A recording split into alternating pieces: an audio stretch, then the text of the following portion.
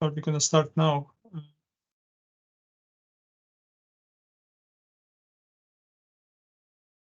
So good afternoon, everyone that are in Toledo, and good evening, everyone in Belgrade. My lecture today is about harvesting of sunlight by cyanobacteria, and also about related applications in solar cells. So as we discussed before, University of Toledo is at the Lake Erie, and we have this issue, with cyanobacteria overgrowing in water. So the first part of my presentation would be related to basically reminding you about cyanobacteria, what they are, and obviously about cyanobacteria blooms that we experience in the US, but also there are cases that happen in Serbia and other countries around the world. I want to then continue talking about chromophores that are found in cyanobacteria. So I did probably mention before that cyanobacteria are photosynthetic cells. So I will describe some of the pigments found in cyanobacteria and discuss, how they potentially could be used in solar cells in the second part of the talk.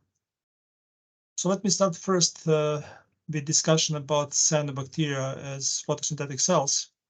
So I was kind of astonished when I learned about this, that cyanobacteria are actually among the first cells developed on Earth. And they appeared, based on biology textbooks, they appeared around 3 billion years ago, okay, so long time ago. There are different types of cyanobacteria. Some of them are, in size below a couple microns, so they're called picocyanobacteria. Others are slightly bigger, but obviously we cannot see bacterial cells without a microscope. And in particular, we're interested in this this type of cyanobacteria called Microcystis aeruginosa.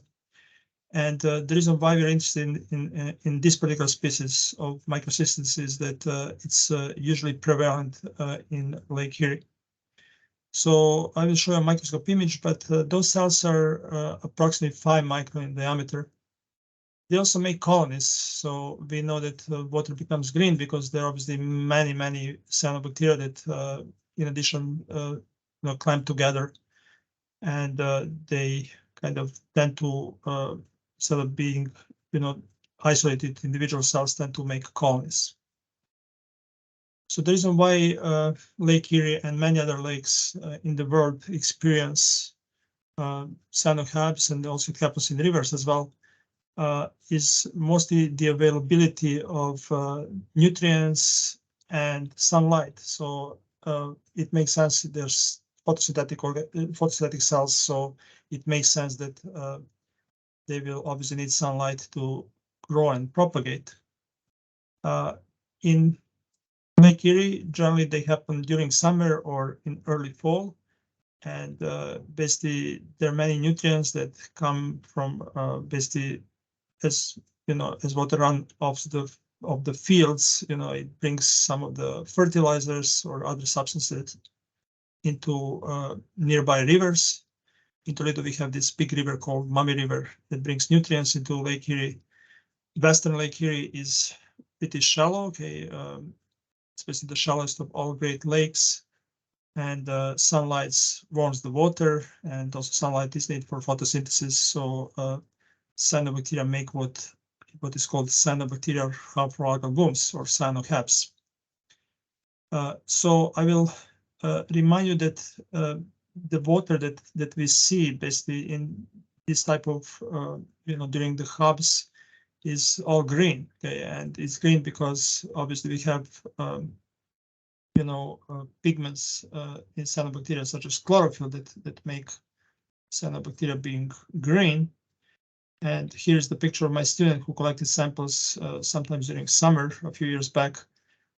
And basically you see that he wears gloves because, as I mentioned before, cyanobacteria also produce some toxic peptides. There are a few different kinds, but one that is important to facilities that treat water from Lake Erie is basically microcystins are toxic peptides that are probably among the most toxic. And if you would drink water that contains microcystins, or if you would inhale, aerosols containing microcystins, obviously you could get sick. It's a liver toxin, and it's known to basically cause hemorrhage of liver and failure of liver because it binds to some enzymes in the liver. So I mentioned that before. Now, what I mentioned today is that we have microcystis as being prevalent species of cyanobacteria in Lake Erie. Occasionally, we have cyanobacteria called Planktothrax, and there are some others that produce, microcystins. I did mention before about cases in Toledo and in Užice in Serbia, and obviously there were other cases that were more severe around the world where people basically died because either they were dialyzed with water containing microcystins, like in the case of kidney patients, or because they were drinking water containing microcystins. Now, going back to my lecture, I mentioned that the first part will relate to pigments that are found in microcystins, and I just said that cyanobacteria are green because they contain chlorophyll, and this basic fluorescence of chlorophyll has been used to detect cyanobacteria from air. So there are planes, and also from satellites you could basically image, do spectral imaging of western basin of Lake Erie. So Toledo is somewhere here, and if you see my cursor or not, but Toledo is at the left side of the Lake Erie in this case, and Detroit is up, and you see that next to the entrance of Maumee River into the Lake Erie, and also close to Detroit River, there is close to also Canada border. Okay, so this basically border is within the lake, but there is much of microcystin that was monitored in this case from a satellite in September of 2017. What has been observed is green fluorescence of cyanobacteria, which originated from chlorophyll. I mentioned a few minutes ago about the size of cyanobacteria, and also remind you that they tend to grow in colonies. So on the right, you have in the right picture, you see a microscope image of cyanobacteria that were collected in Lake Erie. So this was taken by a camera that was black and white. Okay, so there is no color, but through the eyepieces of the microscope, you could see that those are green cells. There's a scale bar here that says 10 micrometers, and you see that approximately size of the cells, so they're in diameter of around 5 microns. So I was, I was lucky and I was fortunate to work with some of those chromophores that are found in cyanobacteria. Obviously, many of us know about chlorophyll. We know that there are a few different types of chlorophyll, such as chlorophyll A and chlorophyll B, but there are also other chromophores that are found in cyanobacteria. So what we consider as chromophores are basically functional groups or molecules that absorb light within cyanobacteria. And if you consider an overall picture of cyanobacteria, we know that microcystis is round, and what I want to remind you, this is, this picture here is not one that is round. This looks more like a bacillus, like other type of bacteria. But there are many features of cyanobacteria that could be emphasized on this figure here. So if you look at the figure, we have a few compartments within a bacterial cell. So I want to point out that there is obviously cell wall, and there is a cell membrane, and there is also a layer of peptidoglycan. So this cell wall and cell membrane, they're basically making those cells pretty resistant to outside outside the effects of high temperature or chemicals that are found in water. And if you consider the other part of the bacterium, what I want to point out is this part called phycobilism. So phycobilism is a pigment. Basically, it's a protein complex that contains many chromophores. So consists of several different proteins. I'll show you a better picture on the next slide, or more detailed picture on one of the following slides. And it's found in thylakoid membrane, which is obviously used in photosynthesis. And there are many other molecules and organelles that are kind of important for photosynthesis in microcystis. But again, my focus here is on the chromophores that are found in microcystis, including the phycobilisms and including chlorophyll. So those molecules are just a couple of components that are involved in photosynthesis, but they're important because they are responsible for both absorption properties of cyanobacteria and responsible for, as I mentioned earlier, for green color of cyanobacteria.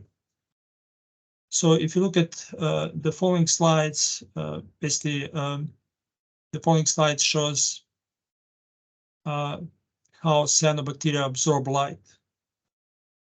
So you see an absorption spectrum that is labeled here. So obviously this absorption spectrum in visible region of electromagnetic spectrum of radiation.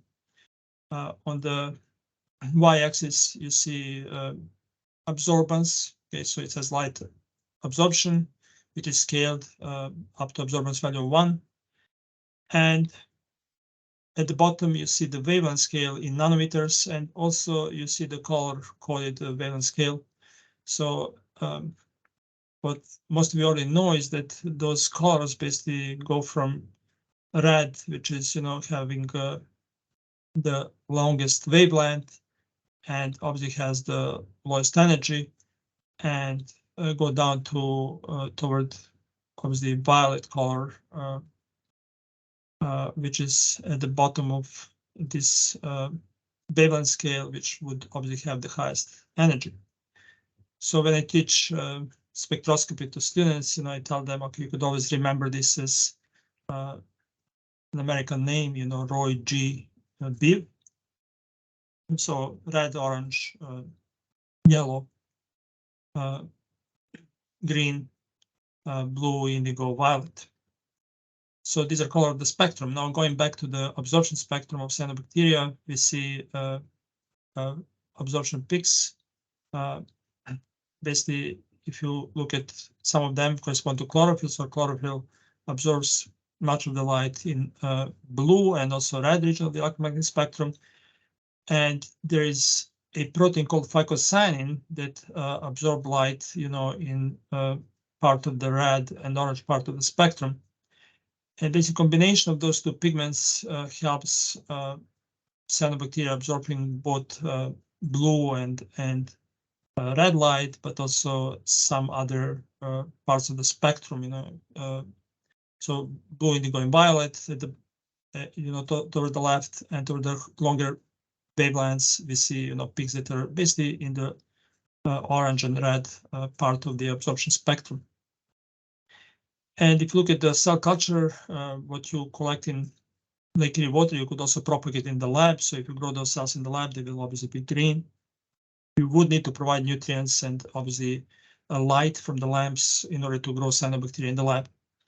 Now, this obviously offers opportunity to grow those cyanobacteria and use them in different applications. And we're going to talk later on about applications of some of those pigments and cyanobacteria for basically production of solar cells. Now, chlorophyll is an organic molecule that basically contains magnesium ion within this structure that contains of chiral rings. And chlorophyll A could be extracted from cyanobacteria and could be extracted obviously from other types of either cells or tissues. So it could be extracted, for example, from leaves. And it's kind of unique for pretty much any type of cells and organisms that do photosynthesis. We know that that reaction of photosynthesis is very important because this is the way how plants produce carbohydrates and also release oxygen. So they start from carbon dioxide and water, they can produce glucose and release oxygen. Now, what most of you may not be aware about are those chromophores called phycobilins. So on this slide, I'm showing a chromophore called phycocyanobilin, and it's abbreviated as PCB. And phycocyanobilin is connected to the protein that I mentioned earlier, which is called phycocyanin. So it's connected basically to this bond to cysteine. Okay. So you see that phycocyanobilin also contains some type of conjugated structures. So when I say conjugate, you have a double bond to oxygen, also additional double bonds, that are conjugated along those chiral rings. So there are 4 chiral rings. Now this is a linear structure, again connected to basically tile group of cysteine in the protein. So if you talk about phycocyanin as a protein, this protein contains several subunits, and I'll explain later on what subunits mean when I talk about another protein from phycobilism. And obviously, without the chromophores, protein itself would not be colored. But with the chromophore, we see the purple color of the chromophore. So chromophores enable basically absorption of the visible light that I showed on the previous slide that correspond to a protein called phycocyanin. Now we have ability to basically isolate those chromophores, or in some studies they have shown that they can use whole machinery found in cyanobacteria to basically produce energy, starting basically from light and water. Now this picture, it's very complex, and you see basically a cross-section of cyanobacterium. And as I mentioned, we are focused on Microcystis aeruginosa, so the species that is abundant in Lake Erie.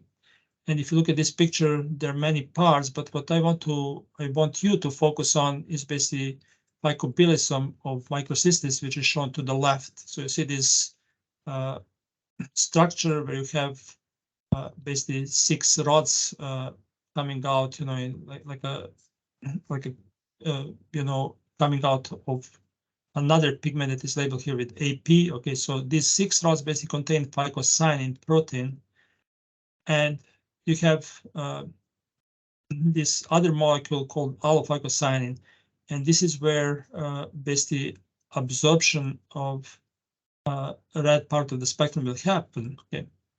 Now, what is not explained here is that phycocyanin absorbs light, but also transfers energy basically to allophycocyanin, which then transfer energy to basically this region of photosystem 1, okay, that is involved in photosynthesis. And some of you that took biochemistry, and I took biochemistry basically discussing this like 20 years ago in Belgrade, okay, even more actually, so say almost 30 years ago. So I learned about this photosystem 1 and photosystem 2, and the goal of my lecture is not to basically go through all details, but you see that during this reaction of photosynthesis, in addition to production of important nutrients, you have basically splitting of water, and you have some transfer of electrons. And this transfer of electrons will become useful for further discussions. It obviously it happens within the cell, but many scientists, working in especially in the field of dye-sensitized solar cells, which we're going to discuss, many scientists wanted to use basically phycobilisms or proteins from phycobilisms to either concentrate the light onto the solar cell, or to basically use this whole machinery, and somehow inject electrons into an electrode, and basically produce solar cell taking the whole cell of cyanobacterium. So we'll discuss about that toward the end of this class. Now, going back to phycobilisms, again, they're enabling cyanobacteria to absorb a region of the visible spectrum that is not absorbed by chlorophyll. Okay, so chlorophyll and phycocyanin, as I showed on the previous slide, kind of have complementary absorption bands, and phycocyanin and allophycocyanin basically help absorbing more photons of the light, enable cyanobacteria to absorb more photons of light in the region of electromagnetic spectrum that is not available to cyanobacteria because of chlorophyll. So this allows cyanobacteria to basically grow at not only the surface of water, but also to grow deeper in water. I will spend a few minutes talking about phycobilisms in details, and I will mention a couple other proteins in addition to phycocyanin and allophycocyanin. So here's the picture of phycobilism. I told you that Microcystis aeruginosa has phycocyanin in those rods of the phycobilism, but some red algae and some cyanobacteria, in addition to phycocyanin in those antennas, they have other type of protein called phycoerythrin. So phycoerythrin contains also some type of phycobilins that I will show you in the following slide. Those phycobilins are called phycourobilin and phycoerythrobilin, and they have slightly different absorption properties compared to phycocyanin. So to be more accurate, they absorb blue and green light and also part of the yellow light, while phycocyanin absorbs mostly red light. So how does phycobilism work? Okay, so as I mentioned, it's made of those proteins, phycoerythrins, phycocyanin, and allophycocyanin. And I mentioned that some of the red algae and some of cyanobacteria contains phycoerythrins. And what is important to understand is that the goal of this complex is to absorb as much light throughout visible region of the spectrum to help, with photosynthetic processes that I showed on the previous slide. And the way energy is transferred from phycoerythrin to allophycocyanin and from phycoerythrin to phycocyanin, and then from phycocyanin to allophycocyanin is through a mechanism called forced resonance energy transfer. So in old days, this mechanism was used to be called fluorescence resonance energy transfer, or FRET. And if you look at FRET efficiency of phycobilisms, it's larger than 95%. So I believe most of you have had some, knowledge. Most of you have some knowledge of fluorescence, and you know that fluorescence basically is emission of light. That generally, you have fluorescent molecules that are highly conjugated organic compounds most of the time, and they absorb light of one color and emit light of a different color that is usually longer by wavelength. Okay, so if you talk about phycoerythrins, for example, they will absorb blue and green light and emit orange fluorescence. So I will show you some pictures, but the idea is if they absorb blue and green light from sun, they will not emit that light as fluorescence. So their fluorescence is basically the energy transfer is coupled to phycocyanins. Okay, so we have, for example, blue and green light being absorbed by phycoerythrin. It will then be transferred to phycocyanin. Light, basically energy, would be transferred from phycocyanin to allophycocyanin, and then allophycocyanin will be able to emit photons. Obviously, this would happen if phycobilism was out of the cell. Now, this is an important process, and we'll see it has some relevance to some type of dye-sensitized solar cells that were used, or developed in recent years. So why are phycoerythrins fluorescent? Actually, why they absorb the light and then fluoresce? Because they also contain phycobilins, as I mentioned earlier. We have here the picture of phycoerythrobilin and phycourobilin. as in phycocyanins, where we had phycocyanobulin, you have those chromophores being bonded through cysteines of the polypeptide chains. You see they're very similar in structure to phycocyanobulin. There are 4 pyrrole rings, which are bonded either by one tile bond to cysteine, or they're bonded by to 2 cysteines in the case of phycourobilin. So they have slightly different absorption spectra. So phycourobilin absorbs more, blue light. So phycoerythrobilin absorbs more green light, but they're found in combination in those phycoerythrin proteins. Going forward, I will show you some data from my PhD thesis. Basically, at that time, I was a student at Iowa State University, and I worked with some of those fluorescent proteins, and we did grow those red algae. So these are not cyanobacteria, obviously they're algae. The cyanobacteria are called blue-green algae. I mentioned earlier that microcystis contain phycobilisms and contains phycocyanin and allophycocyanin. Those red algae, they contain phycoerythrins as well as phycocyanin and allophycocyanin. So you have a relatively simple procedure to extract any of those proteins from either bacterial or red algae cell, like in this picture. And obviously, to see the fluorescence of isolated proteins, such as in this case R-phycoerythrin, you can use a lamp, or I think this was a plate called transilluminator, and I will put the solution of isolated R-phycoerythrin. You see the color, it's a pink solution. But once you turn UV light, and you pretty much can do the same with blue light, if you have appropriate filters, you see fluorescence of R-phycoerythrin, which is orange.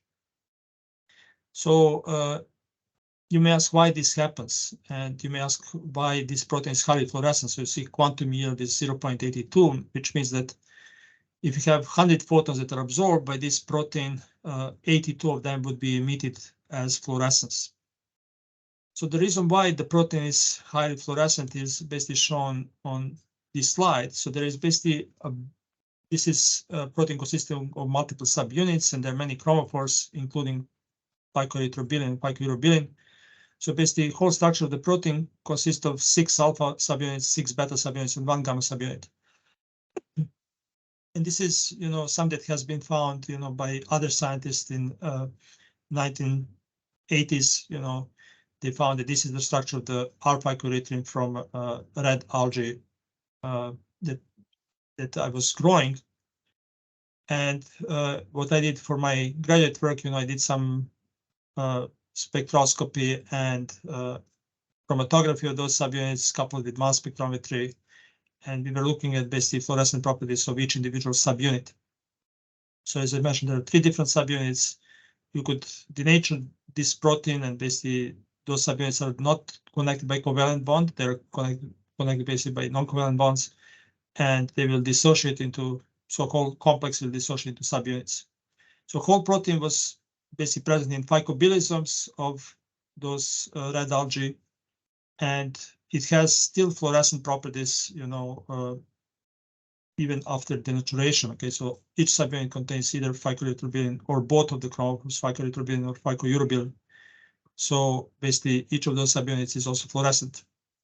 But going back to the whole protein, what was of relevance to us at that time was basically this excitation emission fluorescence spectra. I mentioned that quantum yield of the protein is 0.82. I mentioned earlier that protein absorbs intensely in blue and green region of electromagnetic spectrum, and also yellow region of electromagnetic spectrum, and emits orange fluorescence. Okay? Now, this happens if you isolate the protein from phycobilism. If the protein is part of phycobilism, basically it would be forced resonance energy transfer that will basically transfer the energy absorbed to the next protein in phycobilism, which is phycocyanin. Now, moving forward, I think I explained most of the things that I want to say about structure of pigments in cyanobacteria, and obviously I mentioned a few in algae. Moving forward, I'll discuss about some application of those pigments, and those applications relate to dye-sensitized solar cells and also luminescent concentrators. And in the end, I'll mention briefly about a relatively new area of using whole cell for production of energy, production of electricity, and that field is called biophotovoltaics. So let me start first with explaining what dye-sensitized solar cells are. I want to point out that I don't do solar cell research. I know that Dr. Valajic and Dr. Alexion have done this work before, or some of this work before, but I think I can explain those concepts. And as I mentioned, the first concept I want to explain is about dye-sensitized solar cells. And the reason why I'm introducing these cells is basically that they use chromophores to help with basically absorption of the light, that comes from the sun. So if you look at this bottom diagram, you see there is like a cartoonic image of sun, and you see that the whole cell basically consists of a couple different obviously it has 2 electrodes, and if you look at the cathode, okay, so the cathode in the top picture, as shown in the top picture, consists of basically titanium dioxide particles, and there is a layer of dye that was deposited in thin layer, obviously, so thin film of the dye, that is deposited on top of the cathode. And it has been found that those cells will have pretty good efficiency, somewhere, about 12% or so. Okay, so we mentioned earlier, about cadmium telluride and some other cells reaching close to 20%. But bottom line is that the dye that is deposited on top of titanium dioxide particles will help with absorption of light, but will also inject an electron into titanium dioxide, and you could have a current. Now that dye will basically be reduced by electrolyte that is introduced in between those 2 plates of transparent glass. So it has been found by Gratzel and Oregon that one of the best dyes would be this black dye, which is based on ruthenium complex. So you have the picture to the right, but other dyes could be used as well. Okay, so bottom picture shows the flow of electrons, and you see that they depict that this I3 minus ion will basically mass electron is transferred from the dye to the titanium dioxide particles.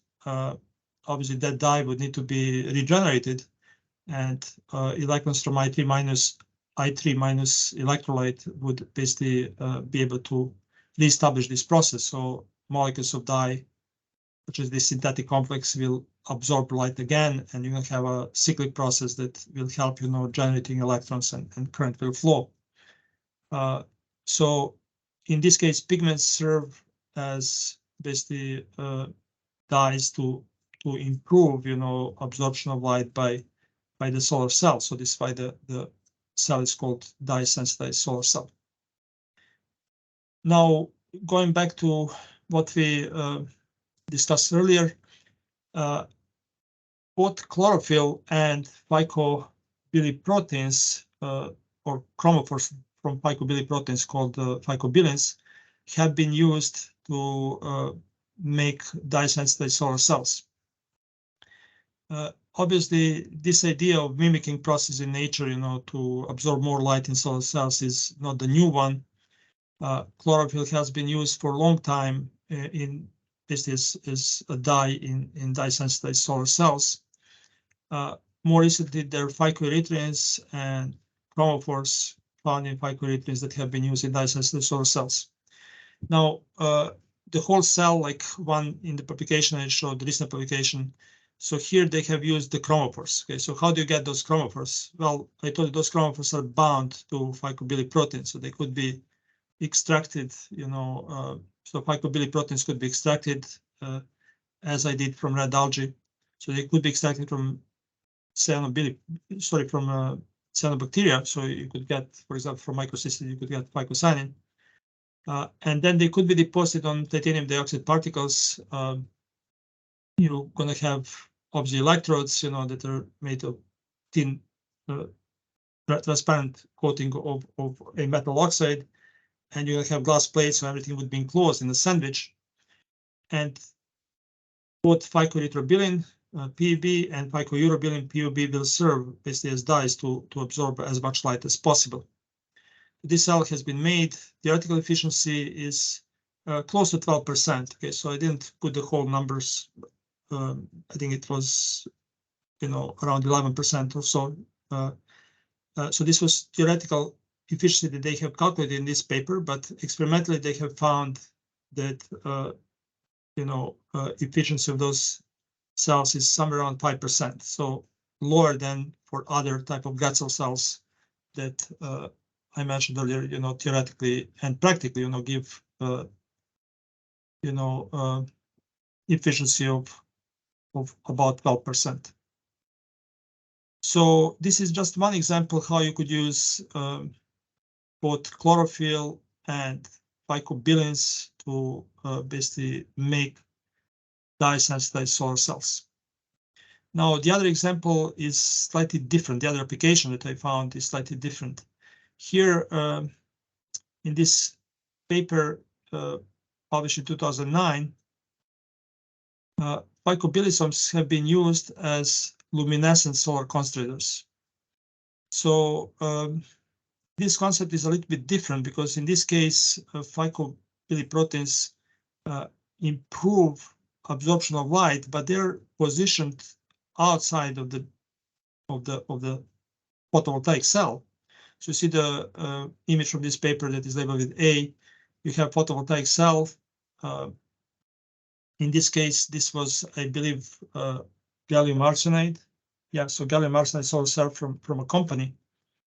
And this group have basically used phycobilisms again to absorb solar radiation, but also to pre-concentrate solar radiation in the sense that they had phycobilisms, so they isolated them using a previously published procedure.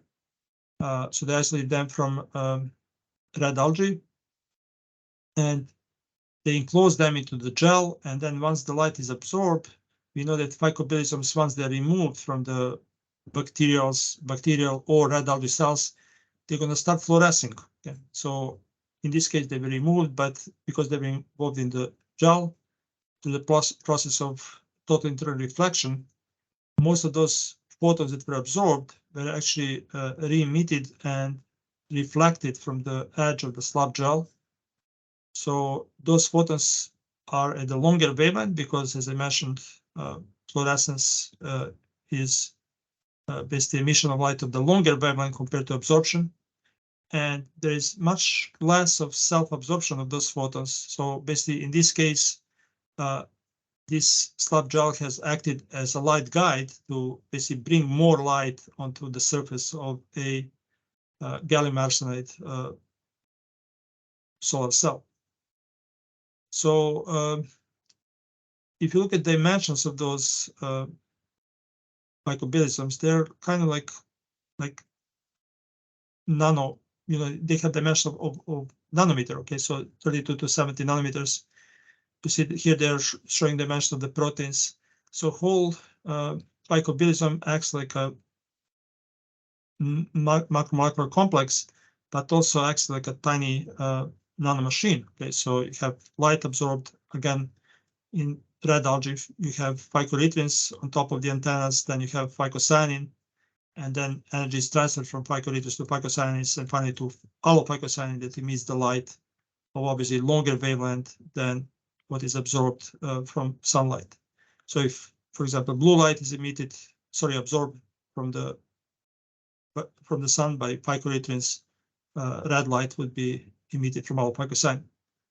Now, a couple other experiments they have done. So first of all, they demonstrate this device works, by incorporating phycobilisms in this solid gel.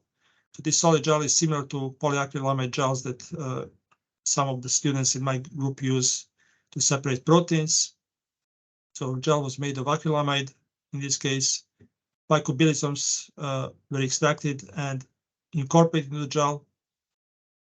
The group has tested, absorption and basically emission of light from those incorporated phycobilisoms. As I mentioned here, there is minimal loss of performance. So phycobilisoms will absorb blue light and then they will emit red light. They have also found optical quantum efficiency, which I said theoretically is around, there are values that they find here in this case around 12%. If you talk about optical quantum efficiency here. So again, there is fluorescence from the alpha-phycocyanide because whole complex has been removed from red algae. Now, what is important is that they have studied both intact and decoupled protein complexes. So I'll show you some data on the following slide. But incorporation of phycobilisoms in this luminescent solar concentrator, so LSC stands for luminescent solar concentrator, basically reduces reabsorption of light by 50%. So it basically improves absorption of the light by 50%. Now, I told you that I'll show you some other data that they have obtained. So this picture is from the same paper. So figure A shows that they have varied the distance and looked at basically efficiency by varying the distance. And in part B, they have looked at both whole phycobilisome and looked at decoupled phycobilisome, meaning that they have removed some of the rods, containing phycoerythrins and phycocyanine. So we see here absorption spectra. So for example, the green color shows to full phycobilisome, whose obviously cartoonic image is shown to the left. And the other green line basically shows the fluorescence from this phycobilisome. So there is a big stock shift. Stock shift is the difference between those two absorption, between absorption maximum and emission maximum of a chromophore. So the dotted lines represent luminescence, fluorescence of those. So if we decouple those phycobilisums and basically remove some of the proteins, then the stock shift is lower. Now, the larger the stock shift, usually reabsorption is lower, and the efficiency of those cells, as shown in the part C, the efficiency of those proteins, basically in efficiency of the light absorption, basically is the largest when we have whole phycobilism, and it's smaller when we have decoupled structures. So whole phycobilism, I mentioned earlier, light is absorbed by phycoerythrin, transferred to phycocyanin, then energy is transferred to alpha-phycocyanin. Then alpha-phycocyanin in this case will emit light with the maximum around 650 nanometers, as shown in the dotted line, dotted green line to the right, to the left. If you remove phycoerythrins, then we see that basically the quantum efficiency decreases, or quantum efficiency of the process decreases. And if you look at this geometric gain, which shows the distance of this concentrator from the cell, so basically the shorter the distance, the higher efficiency of the transfer of light and less reabsorption. So the best structure that works for solar concentrator is basically whole phycobilism, but also you can consider using other structures that are slightly modified from the phycobilism for solar concentration. So bottom line is that here we have a solar cell made of a semiconductor, but we can use phycobilisms to basically improve absorption of light by solar cells. And the last concept that I want to discuss is relatively new, and it's called biophotovoltaics. So here, instead of using phycobilisms, or instead of using phycocyanobulins, or phycoerythrobilin or phycourobilins, instead of using chromophores or protein complexes, some studies have demonstrated that you could use whole biological cells to produce electricity. And in this case, we rely on this photosynthesis process that I tried to explain earlier. So in addition to production of carbohydrates, cyanobacteria and red algae, and obviously other photosynthetic organisms, they can split water molecules. Water molecules are split in this case, so we have protons and electrons that are formed, as I indicated in one of the previous pictures, but also which shown on the following slide. Now, major challenge, like with the dye-sensitive solar cells, is basically you need to have a way to get the electrons from dyes to the cathode. Here you need to have a way to get electrons from the whole cell to the solid anode. Okay, so anyway, you have to find a way to somehow inject electrons into the electrode. Now, what happens on the cathode would be that oxygen is reduced to water, or hydrogen will be formed. Okay, so those two processes could happen.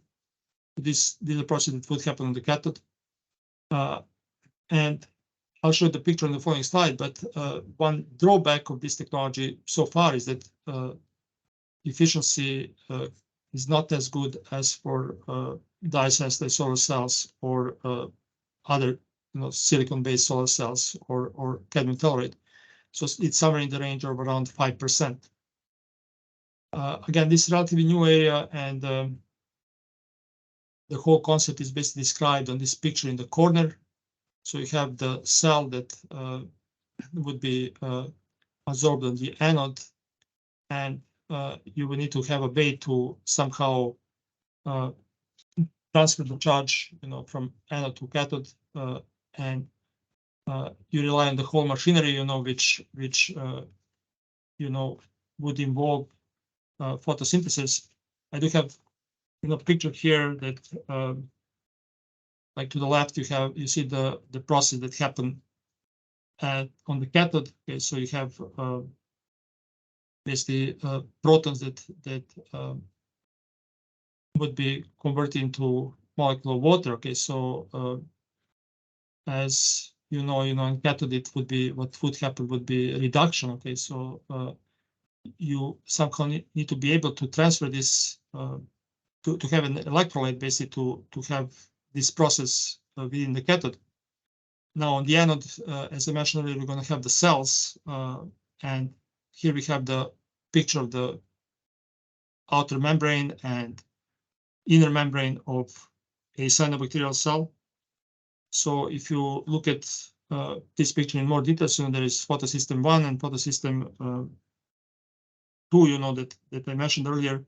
So light is absorbed by bacteria, but you need to have a way somehow to draw those electrons toward the anode. Okay, so if you follow the red lines, you see that there is the electrons going to anode. So whole process has been enabled, as I mentioned, but the major drawback is basically that you have low efficiency, so there should be more. So it should be a better way to transfer the electrons to the anode. The other thing that I didn't mention previously, basically in dye-sensitive solar cells, you have that solution of I3 minus and so iodide ion solution and I minus. So here you rely basically on transfer of the protons either from the cells, okay, so it's kind of depicted here, or you would again need to have some type of electrolyte. So whole cell is electrochemical cell. It would rely on injection of electrons to the anode and also transfer the protons to the cathode. Okay, so you will have reduction of hydrogen to water, reduction of protons to water on the cathode, or as I mentioned earlier, this will be done in a couple of different ways. So this is what I have as the last slide. I want to bring some conclusions here. So there are obviously many ideas to mimic absorption of light by cyanobacteria in solar cells. As I mentioned, this field of photovoltaics, biophotovoltaics, is relatively new. Okay, photovoltaics obviously it's an established field, but biophotovoltaics that will use whole cells, it's in its infancy. Now, I mentioned here that promising results have been obtained by dye-sensitive solar cells. I believe that Dr. Anderson and Dr. Balogis would know better, I have read about, checking, internet, I read that some companies have proposed to produce dye-sensitive solar cells. I'm not sure how good is the market for those, but efficiency for those are such that they could be applied for, for commercial purposes and residential buildings. However, I'm not aware that that's the case nowadays. So the market seems to be dominated by silicon-based and cadmium-tolerant solar cells.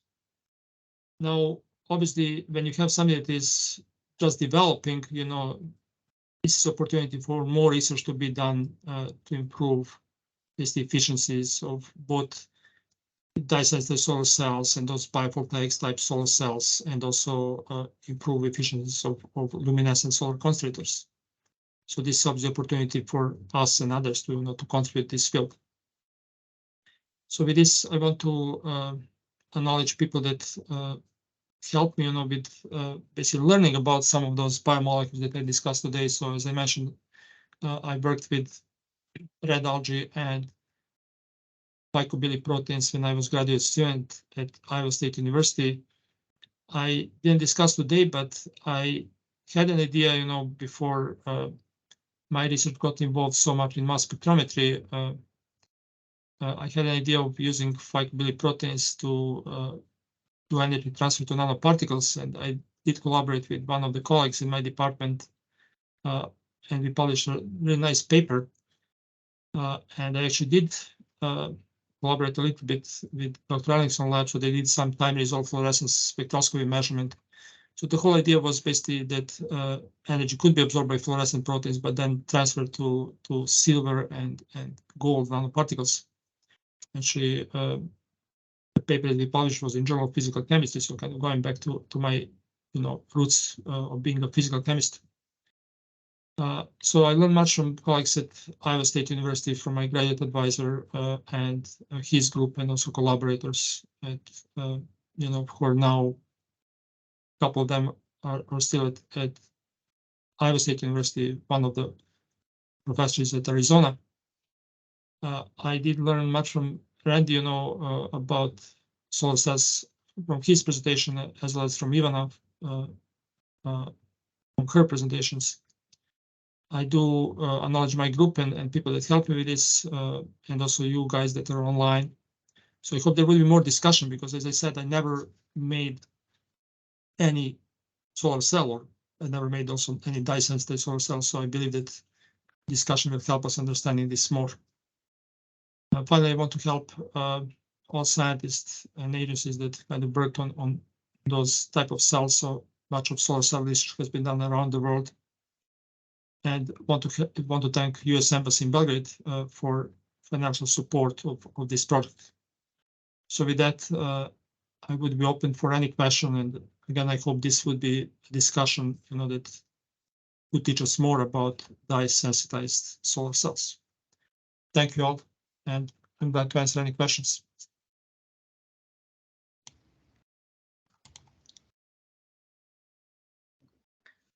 So thank you. Very nice, Dragan. Thank you very much. Nice presentation. Thank you. So any question from students or staff scientists from Vincha? Good evening to everyone. My name is Sanita, and I would like to ask one question, maybe two. This presentation is very interesting. One of my field of investigation is titanium dioxide. And I had a question about when we talk about PBS or psychobilism, which isolate from red algae cells, and what is the best way to stabilize this bacteria, and does the preparation method or the way of introduction this bacteria into the titanium dioxide assembly have any effects on improving efficiency for solar cells? And this is my just discussing about We Sure. discussed about this, nothing. So thank you, Sonita. These are very interesting questions. I think I can Just answer, discussion, yeah, of course. nothing Yeah, special. like uh, I haven't isolated whole phycobilism myself, because as I mentioned, I worked with phycoerythrin proteins, so R phycoerythrin and B phycoerythrin, but those procedures are available in the literature. And actually, I have this paper that I mentioned. So this is a paper on luminescent solar concentrators, and probably should go back and cite it again so that you guys have this reference. So this paper actually is talking about a reference from I believe Alexander Glaser, who was a professor at Berkeley. So in 1980s, so he has done much research to isolate phycobilisms. And your first question was how to stabilize phycobilisms. And Yes, yes. I'm scrolling to the paper because I want to give you more exact. I saw some solid state or this Yeah, something like gel. You discussed about solid gel sure. stabilized. Well, this is basically a hydrogel. So, it's basically, it's not a dry substance. Okay, so this hydrogel will enable phycobilism not to decompose. And if you talk about preparation, so they describe these conditions for phycobilism preparation, and it seems like they have kept pH, through by suspending biomass. So there, I told you that they isolated whole phycobilism from red algae. So this red algae is called Porphyridium cruentum. So they kept this, during isolation, they kept pH at 7.4. Okay, so this is obviously physiological pH. And then they treated those intact phycobilisms by relatively mild detergent. And the reason for that was basically to remove chlorophyll from the terminal emitter of APC. Okay, so as part of photosystem 1, you obviously have chlorophyll, and all phycocyanin will transfer to chlorophyll. So whole procedure is described in this paper. Now going back to the gel, yeah, so gel will, as they have shown, fluorescence of phycobilism, which will come from allophycocyanin, which is the terminal protein in the thread chain. So that fluorescence is pretty much preserved. Now, your second question, this may be something that Randy may know more. Titanium dioxide particles, I know they're commercially produced. I know there are companies in the States, like, and there's a company that is a branch of DuPont, actually was derived from DuPont, that you could buy those tons of them. Now, phycobilisms, they're also widely available, so they could be incorporated. And I know some of them have been used, like phycoerythrin, for example, was used as a photosensitizer. In the paper that I'm describing, that's not the case. Here it was used as luminescence concentrated. Now, I mentioned that, like I mentioned, this paper here, recent paper, where they use, so these are chromophores found in phycoerythrins. So those chromophores have not worked as good as synthetic chromophore, which is ruthenium complex. However, we should consider that in nature you have much of algae and cyanobacteria, and ruthenium is not very abundant element. So hopefully with time, there would be an improvement, how you couple those chromophores to titanium dioxide, and this could enable, production of more efficient, dye-sensitized solar cells. Thank you for this answer. I had one more question if you want to Of answer. course, yeah. If we have time to discuss about, uh, I just interested about laboratory conditions. Does this type of bacteria or how you say, psychology, PBS, okay, does require some uh, special conditions, or how long is stable in laboratory, for example, or any bacteria, uh, is it does it in a liquid state, or you keep in a solid state, how it looks like? So obviously, I'm not a microbiologist, but I can tell you, because I have colleagues who grow bacteria, and this is not that hard. I was working as a student with E. coli, so I didn't grow cyanobacteria. I did grow red algae, but red algae are relatively straightforward to grow. So let's go back quickly to red algae. So if you look at this slide, those are seawater algae. So I was buying seawater, which sounds like strange. You pay like $20 to get like 1 liter of seawater, but you need seawater for them to grow. Otherwise, they won't. And you would replace seawater from time to time, and they will grow pretty well. And I'm trying to remember if I added some more nutrients, in addition to seawater. But yeah, it's very simple to grow. So we got this cell culture. Basically, I worked with a postdoc. His name is Craig Aspinwall, and Do I you worked. know why I ask that question? Just because does the time of living this bacteria could affect on on a titanium dioxide assemble of solar cell? Can Okay. Yeah, so obviously this would be the case if you work with whole cells. So that may be more the case if somebody would want to develop this biophotovoltaic cell where you would grow whole cells, So then I think it's very important. Now, if you work with microbialisms, they're macromolecular complexes, so they're already isolated from cells. You don't need to worry about, obviously you need to worry about how to stabilize them and keep them stable for a long time. Yeah, thank you. one reason why those chromophores like ruthenium complex have been good, because they can last for a long time. Now, yes, microbillion proteins, they would get bleached after some time. So, there are pros and cons. So we know that solar cells should last for a long time. So it's still, I think, something that will be developed with time. So that, based on stability, those cells are not the most stable, because they require electrolyte, and they also use dyes that may be photo bleached. That is the reason why I ask. Yeah, because of you're completely right. Yeah. a loss of performance affecting Yeah, improving. Thank you. This You're is a welcome. great presentation. Thank Yeah, you. thank you. Appreciate it. So, any other comments or question? I know that you may know more about. Yeah. I can. Hi, Dragan. It was really interesting, and I had a lot of questions, but let's reduce them. You mentioned at the beginning like chlorophyll A and chlorophyll B, and are there some other types? Are they? Do they have different absorptions and absorbance? Does the cyanobacteria and algae and different plants have different efficiencies of absorbing light and producing some chemicals from that light? So yeah, it's all for me new and interesting.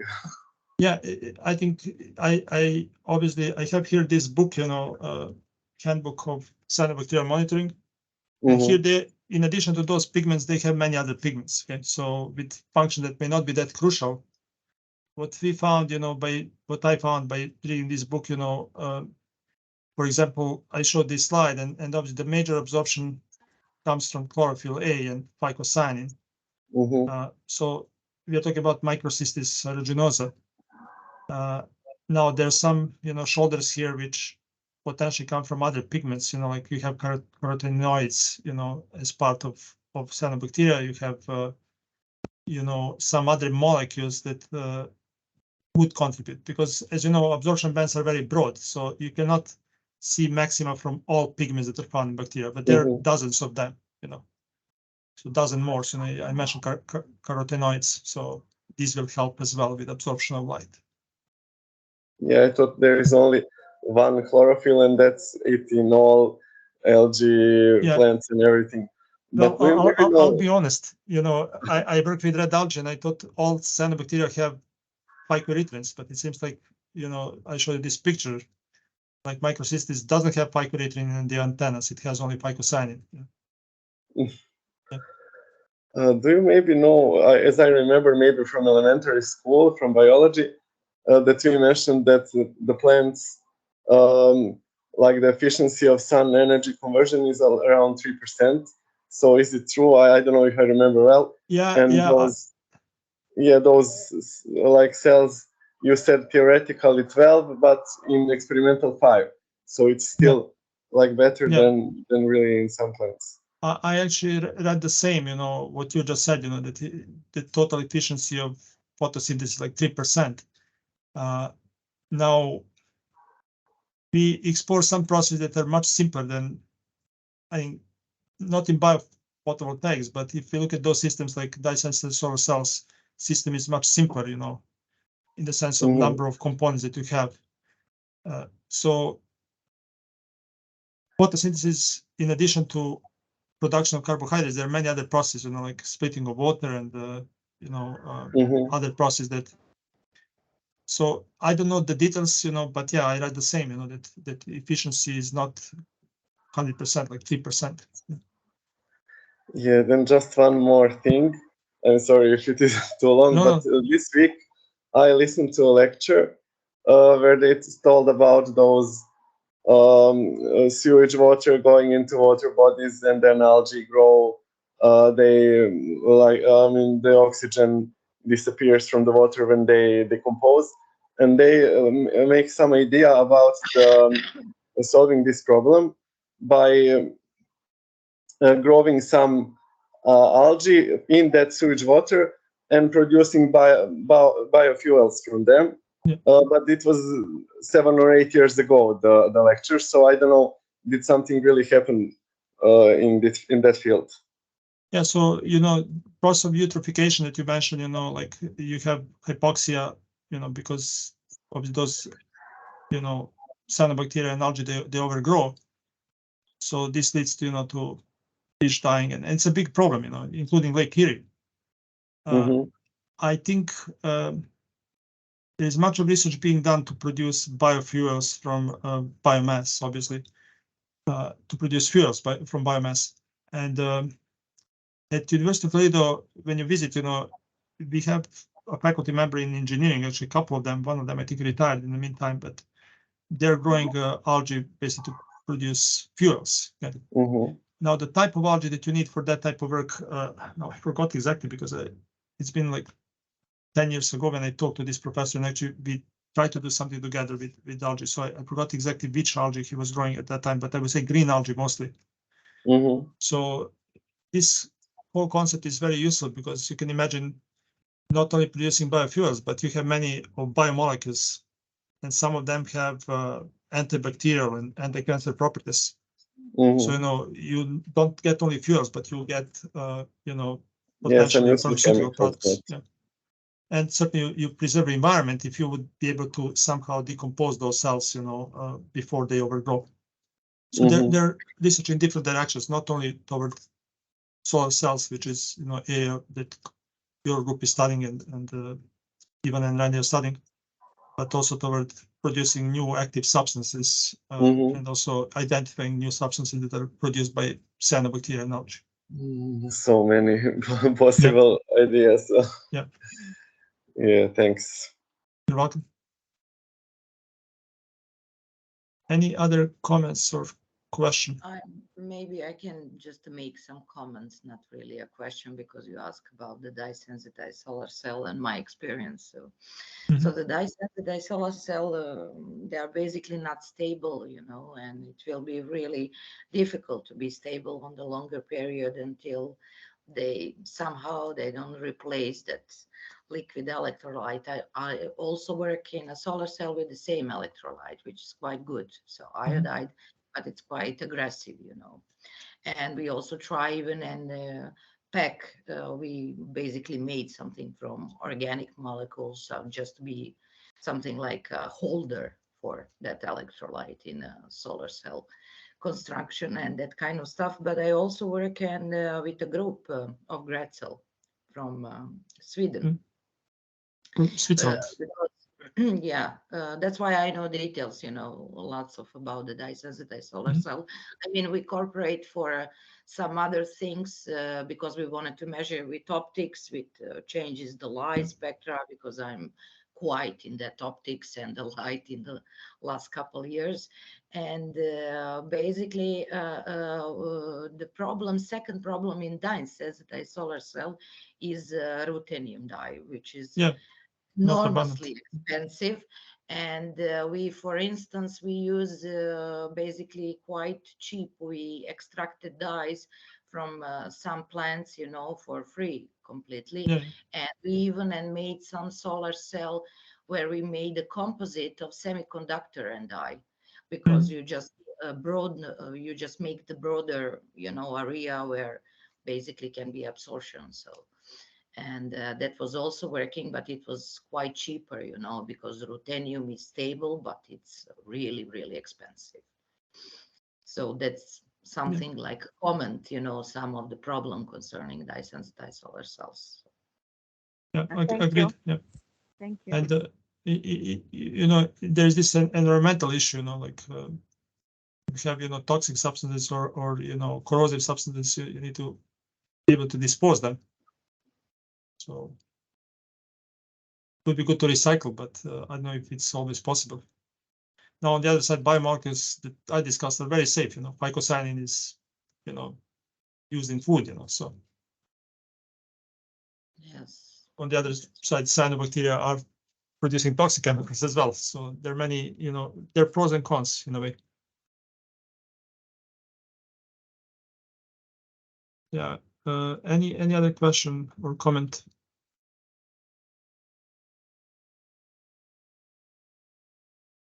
Well, if there are no questions, I will stop recording.